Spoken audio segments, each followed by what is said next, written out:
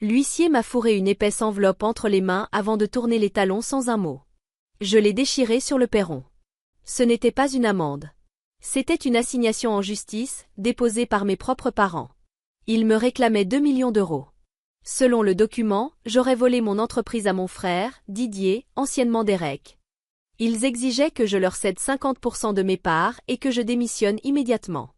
Avant de vous raconter ce que j'ai découvert en fouillant leur compte, dites-moi en commentaire d'où vous m'écoutez et quelle heure il est chez vous. J'aimerais savoir qui fait partie de notre communauté. J'ai tiré le verrou et me suis adossé à la porte. Mes jambes tremblaient. J'ai respiré profondément, puis j'ai étalé les papiers sur l'îlot de la cuisine. Chaque page témoignait d'un délire que ma famille construisait depuis 28 ans. J'ai 24 ans. Je possède une entreprise de logiciels spécialisée dans la logistique automatisée. Je l'ai bâtie avec un ordinateur portable acheté d'occasion chez un prêteur sur gage. Mais selon cette plainte, j'étais un voleur qui avait pillé le génie de mon frère aîné Didier. Leur chronologie inventée était presque impressionnante d'audace. Ils affirmaient que Didier avait conçu mon algorithme principal lors d'un dîner familial, 3 ans plus tôt. Je me souviens très bien de ce dîner. Didier avait passé 2 heures à expliquer comment il allait révolutionner la chaîne de blocs grâce aux énergies. Il ne savait pas programmer. Il ne faisait pas la différence entre un langage informatique et un serpent. Mais mes parents, Lydie, anciennement Linda, et Robert, hochaient la tête, fascinés par son jargon. C'était le schéma de toute notre vie. Quand Didier a voulu créer un fonds d'investissement en crypto-monnaie, ils n'ont demandé aucun plan d'affaires. Ils ont contracté un second prêt hypothécaire sur leur maison. Ils lui ont remis 450 000 euros. Il a tout brûlé en 6 mois, un bureau luxueux en centre-ville, des dîners somptueux pour séduire des clients. Il disait qu'il fallait paraître prospère pour le devenir. Quand le marché s'est effondré, il a accusé l'État. Mes parents ont parlé de malchance. Pendant que Didier jouait aux dirigeants avec leur retraite, je vivais dans un studio sans chauffage. Je mangeais des nouilles instantanées 5 soirs par semaine. Je ne leur ai jamais demandé un centime. Je connaissais déjà la réponse. Je programmais 18 heures par jour. Je construisais ma clientèle appel après appel. Je n'avais pas de bureau.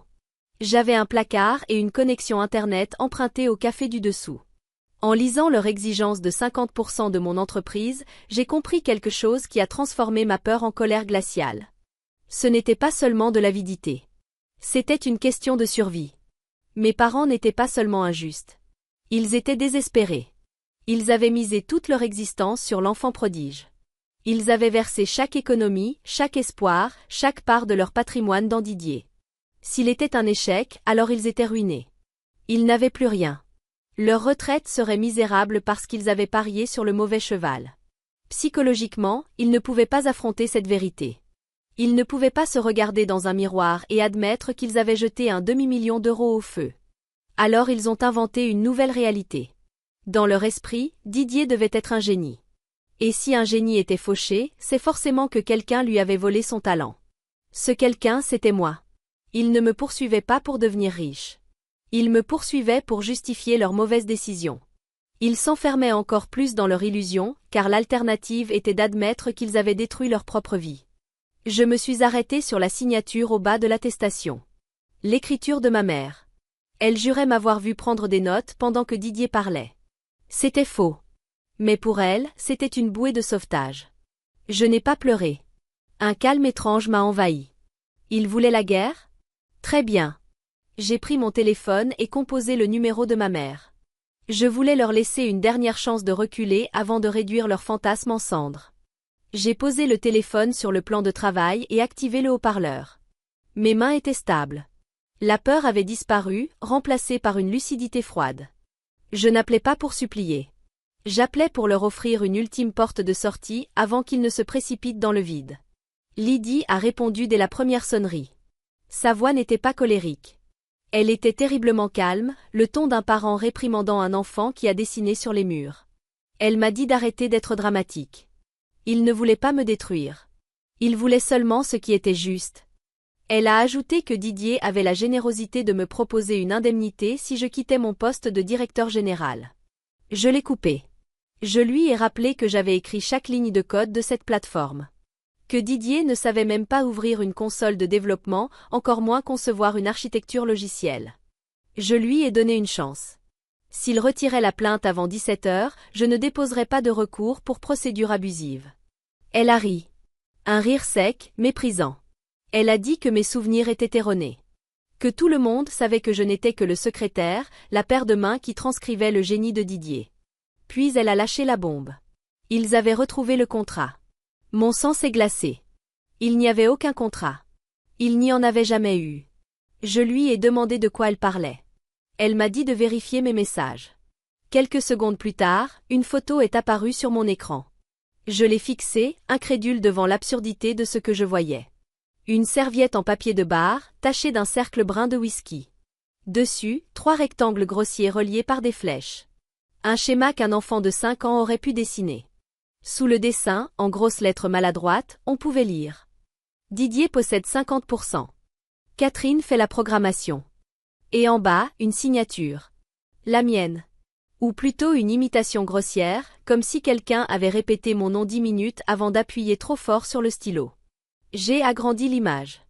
La date était griffonnée dans un coin. 3 ans plus tôt. Le soir du fameux dîner. Le silence au bout du fil était pesant. Ma mère m'a demandé si je me souvenais maintenant. Elle a ajouté qu'il déposerait cette preuve au tribunal dès le lendemain pour démontrer notre association. Je n'ai pas répondu tout de suite. Mon esprit changeait de vitesse. Je passais de la défense à l'attaque. Ce n'était plus une simple plainte abusive. Ce n'était plus un conflit familial. C'était un faux. Une fabrication de preuves. En présentant cela devant un tribunal, il franchissait la ligne rouge, faux témoignage, fraude. Il me tendait une arme chargée et me demandait d'appuyer sur la détente. Je lui ai posé une dernière question. Était-elle prête à jurer sous serment m'avoir vu signer cette serviette? Elle n'a pas hésité. Elle a dit oui. Elle a affirmé m'avoir regardé le faire. Je n'ai pas dit au revoir. Je n'ai pas crié. J'ai simplement appuyé sur l'icône rouge. Le pont était brûlé. Ce n'étaient plus mes parents. C'étaient des risques financiers. Et je savais exactement comment les liquider. J'ai posé le téléphone. L'écran est devenu noir, et avec lui s'est éteinte la dernière trace de mon rôle de fille parfaite. Je n'ai pas pleuré. Les larmes sont un luxe réservé à ceux qui ont un filet de sécurité. J'ai ouvert mon ordinateur portable. Je connais cette sensation, la froideur qui s'installe quand je traque une erreur dans 1 million de lignes de code. L'émotion s'efface.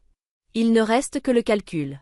Mes parents m'attaquaient avec un avocat réputé, dont la provision d'honoraires devait dépasser 10 000 € avec des facturations à la minute. Mais je connaissais leurs finances. Didier avait réduit leurs économies en cendres. Ils avaient hypothéqué leur maison pour financer son fiasco en crypto-monnaie. Alors d'où venait l'argent? Je me suis connecté au registre public des hypothèques du département. 3 minutes ont suffi. Une nouvelle inscription venait d'être enregistrée 2 semaines plus tôt. Un prêt relais à court terme. Ce n'était pas une banque. C'était une société privée appelée Capitaux Cuirassés, anciennement Ironclad Capital. Je me suis renseigné. Ce n'était pas un établissement bancaire. C'étaient des prédateurs financiers. Ils accordaient des prêts à taux exorbitants à des propriétaires désespérés, en exigeant un remboursement sous 6 mois, sinon, saisie. Mes parents avaient mis le toit au-dessus de leur tête en jeu, persuadés qu'ils m'écraseraient au tribunal et utiliseraient les actifs de mon entreprise pour rembourser. Je fixais l'écran. Voilà le point faible. Je me suis connecté à mes comptes. Entre mon épargne personnelle et les bénéfices non distribués de mon entreprise, j'avais des liquidités. C'était tout mon filet de sécurité. Chaque euro économisé en 4 ans. Si j'utilisais cet argent, je fonctionnerais à découvert. Si je perdais le procès, je serais ruiné. Je n'ai pas hésité. J'ai appelé le numéro de Capitaux Cuirassés. Je ne me suis pas présentée comme la défendresse. Je me suis présentée comme une investisseuse intéressée par l'achat d'un actif en difficulté. Les prêteurs prédateurs ne s'intéressent pas aux drames familiaux. Ils s'intéressent à la liquidité. Pour eux, le prêt de mes parents était risqué. J'ai proposé un rachat immédiat, capital dû, plus un bénéfice rapide pour eux, en échange du transfert de la créance hypothécaire. 48 heures plus tard, c'était fait. J'ai effectué le virement. Mon solde bancaire est presque tombé à 0. Mon cœur battait si fort que j'en avais mal aux côtes. Puis le courriel de confirmation est arrivé. La peur a laissé place à une satisfaction sombre et lourde. Je tenais le document entre mes mains. Je n'étais plus seulement la défendresse. J'étais leur créancière. S'il manquait une seule échéance, et je savais qu'il la manquerait, engloutissant tout dans les frais d'avocat, je deviendrais propriétaire de leur maison. Mais il me fallait davantage. Je devais enterrer le mensonge de la serviette. J'ai ouvert mon terminal et accédé au dépôt de code original. Le système d'archivage enregistre chaque modification, chaque ligne ajoutée, chaque suppression, avec un horodatage mathématiquement infalsifiable sans briser la chaîne de chiffrement. J'ai filtré les journaux autour de la date du fameux dîner. J'ai retrouvé l'historique des validations concernant l'architecture principale. Écrite en 72 heures d'affilée. Je me souvenais de ces jours-là. Je n'avais ni dormi ni mangé. Puis j'ai ouvert un nouvel onglet et consulté le profil public de Didier sur un réseau social. 3 ans en arrière. Pendant que j'enregistrais des milliers de lignes de code, Didier diffusait en direct une virée alcoolisée à Cabo. Photos à l'appui, vers alignés dans un bar de plage, horodaté à la minute exacte où je rédigeais le schéma de la base de données. Il ne pouvait pas être à 2000 km de là, ivre dans le hall d'un hôtel, et dessiner des schémas sur une serviette dans notre salle à manger. J'ai pris des captures d'écran. J'ai compilé les métadonnées. J'avais la corde financière autour de leur cou. Et la preuve numérique irréfutable. Mais je ne pouvais pas simplement tout dévoiler. S'ils savaient, ils reculeraient. Ils parleraient d'erreur. Non. Je devais les pousser à mentir officiellement, devant un greffier, pour que cela devienne un crime. J'ai ouvert ma messagerie et rédigé un courriel à leur avocat. Je ne l'ai pas écrit comme une prédatrice. Je l'ai écrit comme une jeune femme de 24 ans dépassée par la situation. Maître Sterling, je suis submergée. Je ne veux pas me battre contre ma famille. J'ai peur de tout perdre. S'il vous plaît, pouvons-nous envisager une médiation? Je suis prête à discuter. Je veux simplement que tout cela cesse. C'était l'art de faire la morte. Dans la nature, les prédateurs deviennent négligents lorsqu'ils pensent que leur proie a abandonné. J'ai appuyé sur envoyer, me suis adossée à ma chaise, et j'ai attendu qu'ils viennent m'achever.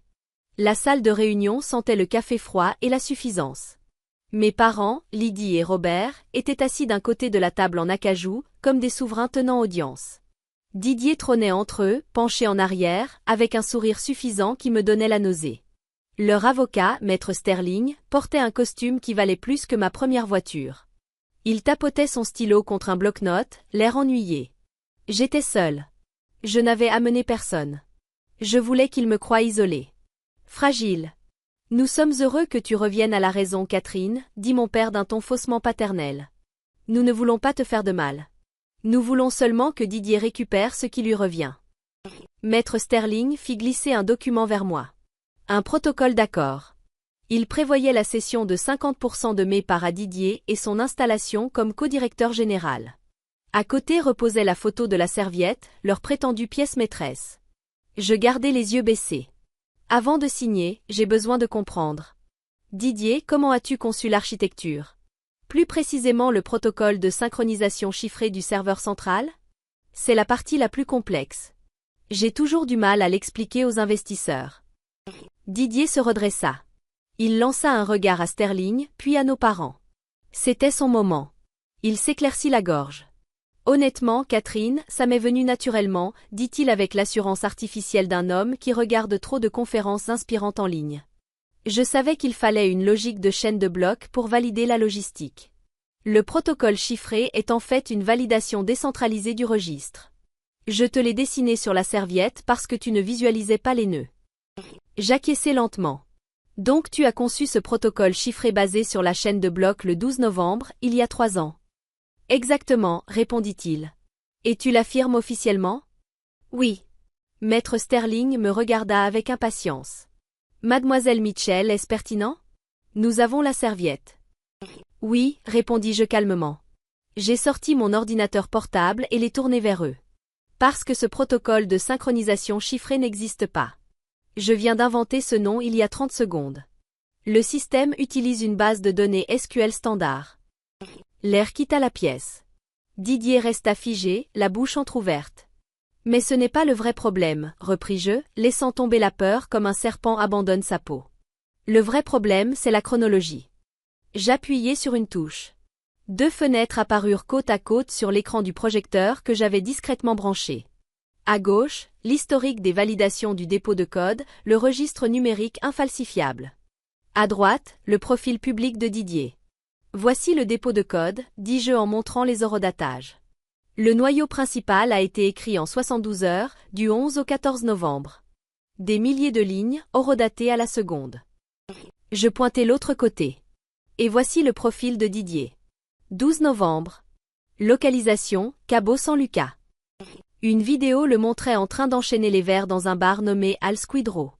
Une autre le montrait inconscient dans le hall d'un hôtel à 3 heures du matin. Je regardais Maître Sterling.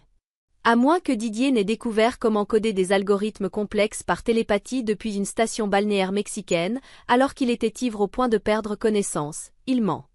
Et cette serviette est un faux. Ce rendez-vous est une tentative d'utiliser la justice pour commettre une fraude. Maître Sterling se figea. Il observa l'écran.